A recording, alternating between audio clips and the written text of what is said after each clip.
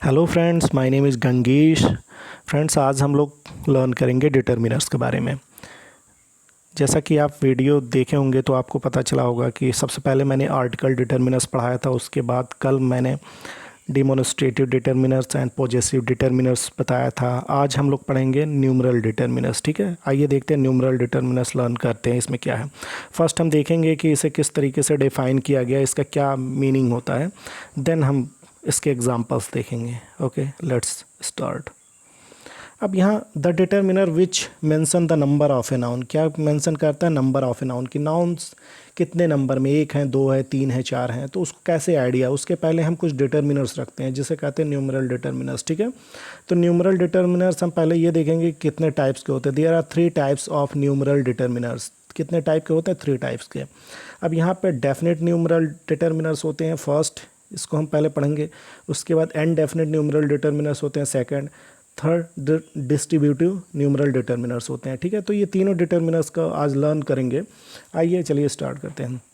The determiners which refer to a definite और exact number. Definite और exact number का आप समझ ही गए होंगे कि जब आपको नंबर एकदम रियल पता रहता है कि दो नंबर हैं, तीन हैं, चार हैं, कितने हैं, तो उस समय आप डेफिनेट और एग्जैक्ट नंबर यूज़ करते हैं। ठीक है, आइए चलिए देखते हैं। Are called definite numeral determiners. अब इसमें क्या होता है? Definite numeral determiners. अब इसमें definite numeral determiner are further divided into 2 part. ठीक है, अब जो डेफिनेट न्यूमरल, इट मीन्स जब आपको पता है कि कितने आपके नाउन्स है, उसके पहले जो डिटर्मिनर्स आपको लगाने, जैसे कि मैं पहले ही बताया हूँ कि डिटर्मिनर्स आखिर होता क्या है। सॉरी, पहले मैंने बताया कि डिटर्मिनर्स होता क्या। डिटर्मिनर्स क्या होता है कि वो नाउन के पहले लग के नाउन की मीनिंग जो होती है, समझ रहे हैं, तो उसको क्या करता है? फिक्स करता है या लिमिट्स में करता है। ठीक है, तो अब यहाँ पे देखेंगे सबसे पहले डेफिनेट न्यूमरल डिटर्मिनर में 2 पार्ट होते हैं, एक cardinal determiner and then ordinal determiners. चलिए देखते हैं क्या है ये। 1 2 3 4 5, जैसे काउंटिंग आप पढ़ते हैं ना, 1 2 3 4 5, ये क्या है? Called cardinals. ये कार्डिनल्स डिटर्मिनर्स हैं। Such word are used before countable noun. It means जब आप काउंट कर सकते किसी नाउन को, कोई वस्तु है आपके पास या कोई पर्सन है, ठीक है, वहाँ आपको काउंट करना है, तो उस समय आप कार्डिनल डिटर्मिनर्स लगाएंगे अगर आपको उसकी डेफिनेट और एग्जैक्ट नंबर पता है तो। अब ये देखिए, आई हैव 5 पेन्स, मुझे पता है कि मेरे पास 5 पेन्स हैं, तो मैंने किस तरीके से पेन्स के आगे क्या लगाया? डिटर्मिनर्स लगा दिया। ठीक है, पेन्स के आगे डिटर्मिन। Ram bought 10 pencil. अब पेंसिल कितने हैं? 10 हैं, तो ठीक है, तो अब मुझे पता है कि कितने नंबर्स हैं नाउन के, तो उनके पहले हमने क्या? डिटर्मिनल लगाया। और कौन सा डिटर्मिनल लगाया? उसको कार्डिनल डिटर्मिनर्स कहते हैं। ठीक है, अब आगे देखते हैं। ऑर्डिनल किसे कहते हैं? First, second, third, fourth. ठीक है, first, second, third, fourth, fifth etcetera are called ordinals. ठीक है, इन्हें बोलते हैं ऑर्डिनल्स। अगर इस तरीके से, such word are use to indicate order, मतलब ऑर्डर में बैठे। ठीक है, तो ये ऑर्डर बताने के लिए बोला जाता है कि वो तो नंबर्स में आ गया। ठीक है, अब यहाँ पे ऑर्डर देखना है कि फर्स्ट क्या है, सेकंड क्या है, देन थर्ड क्या है, देन फोर्थ क्या है, देन फिफ्थ क्या है। देखिए, the fourth paper was difficult. ठीक है, the fourth paper was difficult, it means ये फोर्थ पेपर की बात कर रहे हैं। इसके पहले फर्स्ट, सेकंड, थर्ड, जो एक आप नंबर से आते हैं, पहले फर्स्ट आएगा, then second, then third, then fourth, तो ये फोर्थ पेपर की बात कर रहे हैं कि जो डिफ़िकल्ट था। He was the last man to come, it means वहाँ एक ऑर्डर बना हुआ था कि जो आदमी थे खड़े थे। ठीक है, तो अब उसमें क्या हुआ? ये लास्ट है, उस नंबर के, उस लाइन के लास्ट हैं, तो ठीक है, इसमें क्या यूज़ हुआ? Ordinal determiners. ठीक है, मैन के आगे मैन नाउन है, इसके पहले ये यूज़ हो गया। I read in 10th class, किस क्लास में? देखिए, फर्स्ट क्लास इन्होंने पास किया होगा, देन सेकंड, थर्ड, ऐसे करते हैं, 9th, एंड देन ये 10th में है। तो एक नंबर आपको पता चल रहा है ना किस तरीके से ऑर्डर में आना है। ठीक है, नंबर्स अगर एग्जैक्ट होगा तो आप कार्डिनल लगाएंगे, अगर ऑर्डर्स एग्जैक्ट होंगे तो आप ऑर्डिनल लगाएंगे। देखिए, ऑर्डिनल मतलब ऑर्डर, ओ से ही आपको पता चल जा रहा है कि ऑर्डिनल ऑर्डर। ठीक है, कार्डिनल्स मतलब क्या होते हैं? कि नंबर। जब ये दोनों यूज़ होते हैं किसके लिए? डेफिनेट न्यूमरल डिटर्मिनर्स के लिए। ठीक है, चलिए आगे देखते हैं। इनडेफिनेट न्यूमरल डिटर्मिनर्स, अब ये देखिए क्या होते हैं। The determiner which mention the value और इंडेफिनिट नंबर ऑफ पर्सन।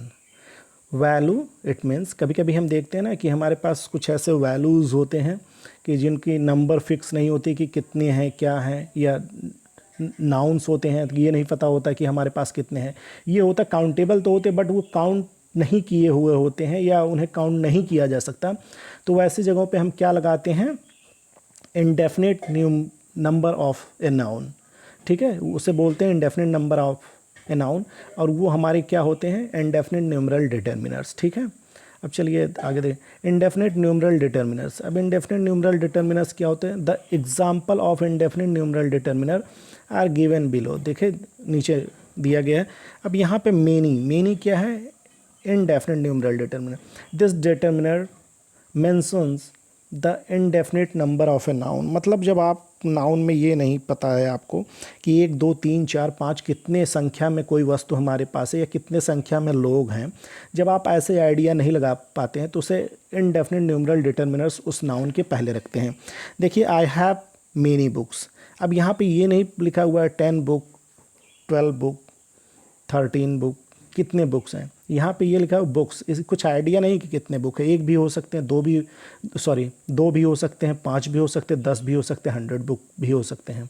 तो यहाँ पे मेनी ऐसे जगह पे ये इनडेफिनिट डिटर्मिनर्स का। Ram has many friends. अब राम के पास मेनी फ्रेंड्स हैं। ठीक है, तो इस जगह पे आप ये देखते हैं कि राम ने नंबर नहीं बताया फ्रेंड्स का कि कितने नंबर्स में दोस्त हैं। ठीक है, बस उसने कहा है मेनी, इट मीन्स इसके पास कोई आइडिया नहीं, इसने काउंट नहीं किया है फ्रेंड्स को। इन this sentence the word many is an indefinite numeral determiners. ठीक है, मेनी क्या हुआ, indefinite numeral determiners which mentions the indefinite number of a noun. क्या मेंशन करता है, indefinite number of a noun. It means आपको idea नहीं रहता कि नाउन के नंबर्स क्या हैं, सिंगुलर है या प्लूरल है या क्या है, उस समय आप ऐसी चीज़ों का यूज़ करते हैं। ठीक है, चलिए आगे देखते हैं। अब यहाँ पे देखिए few, a few, the few. अब इसका मतलब ये होता है कि नॉट मेनी के सेंस में लगाते हैं। ठीक है, अब देखिए फ्यू सोज स्मॉल नंबर। ठीक है, फ्यू क्या शो करता है, स्मॉल नंबर। ठीक है, एक small number. Few shows a small number and then which is almost insignificant. Insignificant it means वो जान लीजिए कि महत्वपूर्ण नहीं, वो ना के बराबर है। A few means a small number. देखिए फ्यू मीन्स भी अ स्मॉल नंबर है, अभी आगे डिफ्रेंशिएट करेंगे। The few means all however small the number may be. मतलब कि जो भी नंबर हैं आपके पास। अब यहाँ पे ये कहने का मतलब है कि द फ्यू का प्रयोग हम कब करते हैं, जो अभी इसको बोला जाए कि आपके पास कोई संख्या है, कुछ संख्या में है। अब जो भी कम से कम जो आपके पास संख्या है उसका पूरा का पूरा। ठीक है, उसके लिए ये क्या होता है कि प्लूरल काउंटेबल नाउन के पहले यूज़ होता है। ठीक है, अब यहाँ पे आप देखते हैं कि राम मेक्स फ्यू मिस्टेक्स। अब राम क्या करता है, few mistake. It means Ram ना के बराबर मिस्टेक करता है, बिल्कुल ही मिस्टेक नहीं करता है। अब इसका सेंस ये हो गया। ठीक है, Ram makes a few mistakes. अब इसमें देखिए Ram makes a few mistake. अब मिस्टेक मतलब ये है कि हाँ कुछ मिस्टेक्स करता है। ठीक है, जैसे ये तो ना के बराबर मिस्टेक्स करता है। ठीक है, अब अगर देखा जाए, अगर हर एक इंसान कुछ ना कुछ मिस्टेक करता है, लेकिन अगर वो ना के बराबर करता है तो उसे फ्यू मिस्टेक्स बोल दिया गया। अगर कुछ मिस्टेक्स करता है थोड़े बहुत तो अ फ्यू मिस्टेक्स बोला गया। ठीक है, I corrected the few mistake that Ram had made. अब इसमें ये बोला जा रहा है कि मैंने जितने भी राम ने गलतियाँ किया था उसको मैंने करेक्ट कर दिया। इसकी मीनिंग ये है।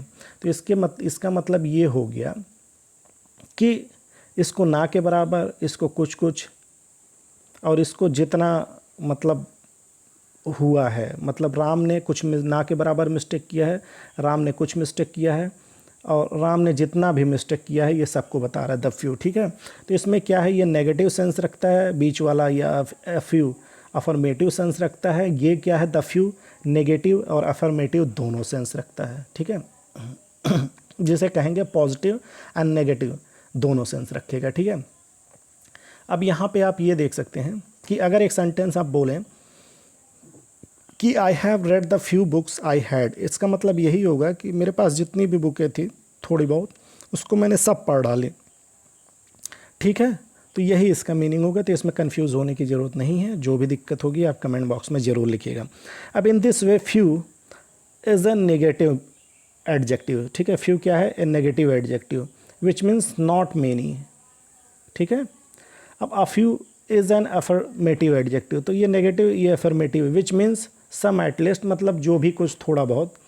The few is also an adjective which means whole however small the number may be, मतलब जो भी नंबर है वो सब, ठीक है। अगर कम मात्रा में जो भी कुछ है वो सब, ठीक है। तो ये यहाँ पे ये आइडिया लगाइएगा। अब देखिए यहाँ पे सम एनी का यूज़ कब होता है? अब ये देखिए इनडेफिनिट न्यूमरल डिटर्मिनर्स का आप यूज़ कर रहे हैं। अब इसमें सम में क्या हुआ? Some is used in affirmative sentence. कब यूज़ होते हैं? In affirmative sentence. While any is used in the formation of negative and interrogative sentence. अब देखिए सम कैसे? सम का मीनिंग अफर्मेटिव सेंटेंस में हो रहा है। अब सम के जगह पे ही अगर आपको सेंटेंस नेगेटिव और इंटेरोगेटिव अगर ये सेंटेंस बनाने होंगे तो उसके जगह पे आप एनी लगाएंगे, ठीक है। आइए एग्जाम्पल से समझते हैं इसे। आई हैव सम बुक्स, ठीक है। तो यहाँ पे क्या हुआ? इसमें क्या हो रहा है कि देख रहे हैं ना कि आप अफर्मेटिव सेंस कि हाँ हमारे पास कुछ बुक है। अब इसमें देखिए अगर इसी को नेगेटिव सेंस में, have you any book of on grammar, क्या आपके पास ग्रामर की कोई बुक है, ठीक है। तो यहाँ पे आप देख रहे हैं ना, तो हैव से ये क्वेश्चन इंटेरोगेटिव सेंटेंस हो गया, ठीक है। अगर have you not any book ऐसी सेंस अगर लगेगा तो ये क्या हो गया? नेगेटिव हो जाएगा। तो ये देख लीजिए एनी का यूज़ कब होगा? ये नेगेटिव और इंटेरोगेटिव में होगा। सम का यूज़ कब होगा? अफर्मेटिव में होगा। तो इसको यूज़ करते समय आपको ये ध्यान देना है। अब देखिए सेवरल का use, this determiner also mentions the indefinite number of a noun, ठीक है। अब सेवरल भी जब यूज़ होता है तो कब यूज़ होता है? जब आपको indefinite number of a noun होते हैं। देखिए this matter will take several hours. Several hours, यहाँ पे आपको आवर्स ये नहीं पता है कि कितने आवर्स, बस आपने ये बोला सेवरल आवर्स, इसका मतलब कुछ घंटे लगे होंगे, ठीक है। अब यहाँ पे all is also indefinite numeral determiners, ठीक है। ये भी ऑल भी इनडेफिनिट न्यूमरल डिटर्मिनर्स है, लेकिन ऑल का यूज़ होता है दो सेंस में। It is used with singular uncountable noun, ठीक है, and with plural countable nouns. अब देखिए यहाँ पे ऑल को समझ लीजिए। ऑल का प्रयोग एवरीथिंग के अर्थ में हो तो इसे सिंगुलर माना जाता है, ठीक है, समझ रहे हैं। अब इसके साथ क्या हो? सिंगुलर वर्ब का प्रयोग होता है। लेकिन जब ऑल का प्रयोग व्यक्ति या वस्तुओं की संख्या बताने के लिए होता है तो इसे प्लूरल माना जाता है और इसके साथ प्लूरल वर्ब यूज़ होता है, ठीक है। अब इसमें देख लीजिए कैसे समझेंगे। He lost all hope of recovery, ठीक है। तो होप क्या है? यहाँ पे हम देख रहे हैं अनकाउंटेबल नाउन है, ठीक है। तो यहाँ पे उसके पहले लगा हुआ है ये क्या? इसे बोलेंगे इनडेफिनिट न्यूमरल डिटर्मिनर्स, जो ऑल है। यहाँ ऑल द स्टूडेंट्स, यहाँ पे क्या हो रहा है? Were present in the class yesterday. तो यहाँ ऑल से क्या? व्यक्ति या वस्तुओं की संख्या, यहाँ व्यक्तियों की संख्या बता रहे हैं कि कितने स्टूडेंट्स आए थे। तो यहाँ पे आप देख रहे हैं एक जो अनकाउंटेबल नाउन, दूसरा प्लूरल काउंटेबल नाउन। तो ये आपको ध्यान देना, ये दो जगह, एक अनकाउंटेबल एक प्लूरल काउंटेबल नाउन्स के साथ यूज़ होगा, ठीक है। चलिए आगे देखते हैं। अब यहाँ पे डिस्ट्रीब्यूटिव न्यूमरल डिटर्मिनर्स। अब ये देखिए, आइए चलिए देखते हैं ये क्या होते हैं। द डिटर्मिनर, अब यहाँ पे देखते हैं, the determiner which indicate one thing और person out of whole group और class are called distributive numeral determiners, ठीक है। अब यहाँ पे ये देखिए कि इंडिकेट वन थिंग, इंडिकेट मतलब एक चीज़ों को अगर इंडिकेट करेगा, और पर्सन मतलब अगर एक पर्सन को आपको इंडिकेट करना है, ऑफ होल ग्रुप मतलब आपके पास एक ग्रुप है, अगर 10 लड़कों की या 15 लड़कों की कोई ग्रुप है और उसमें आपको एक इंडिविजुअल किसी लड़के को इंडिकेट करना है या किसी व्यक्ति को इंडिकेट करना है, या आपके पास 10 वस्तुएं हैं उसमें किसी एक चीज़ को इंडिकेट करना है, तो वैसी जगह पे आप क्या लगाएंगे? डिस्ट्रीब्यूटिव न्यूमरल डिटर्मिनर्स, ठीक है। अब चलिए देखते हैं। Are called distributive numeral determiners. अब ईच स्टूडेंट वॉज रिवार्डेड। अब ईच स्टूडेंट का मतलब यहाँ पे क्या हुआ कि ईच स्टूडेंट का यूज़ हम कब करेंगे? तो यहाँ पे ये देखते हैं कि ईच में क्या होता है कि ईच का यूज़ प्रत्येक के अर्थ में होता है कि मतलब हर एक के लिए, ठीक है। अब इसमें क्या होगा? अगर आपके पास दो या दो से अधिक, जैसे इसमें लिखा है ना ईच स्टूडेंट वॉज रिवॉर्डेड, अब इसमें क्या होगा? दो, इट मीन्स दो, एक नहीं होनी चाहिए, दो और दो से अधिक व्यक्ति या वस्तु हो तो उसके लिए आप ईच का यूज़ करेंगे, ठीक है। अब देखिए एवरी का यूज़ कब करेंगे? अब यहाँ पे एवरी का यूज़ आप उस समय करते हैं, देखिए यहाँ पे every man must do his duty, तो यहाँ पे एवरी का प्रत्येक के अर्थ में दो से अधिक व्यक्ति या वस्तुओं के लिए, ठीक है। अब ईच और एवरी में डिफरेंस क्या है, यहाँ पे ये समझ लीजिए कि यहाँ पे दो और दो से अधिक, ठीक है, और ये क्या हो जाएगा, ये दो से अधिक, मतलब एवरी दो से अधिक, ईच दो या दो से अधिक, मतलब एवरी का यूज़ दो के लिए नहीं लगेगा। अगर दो लोग हैं तो उनके लिए, दो से ज़्यादा लोग हैं उसमें एक को इंडिकेट करना होगा तो ये लगेगा। इसमें क्या है, दो भी रहेंगे तो भी और दो से अधिक रहेंगे तो भी। तो ये समझने की कोशिश कीजिएगा, अगर ना समझ में आए तो ज़रूर बताइएगा। अब neither of the two roads is clean, अब इसमें मतलब इट मीन्स वहाँ पे दो रोड्स हैं, ठीक है। अब दो रोड में एक भी रोड क्लीन नहीं है, तो यहाँ आपको ये समझने की ज़रूरत है, ठीक है। अब यहाँ पे देखें, you can take either of these two books. अब नाइदर आइदर का मतलब क्या होता है, सबसे पहले इसे देख लीजिए।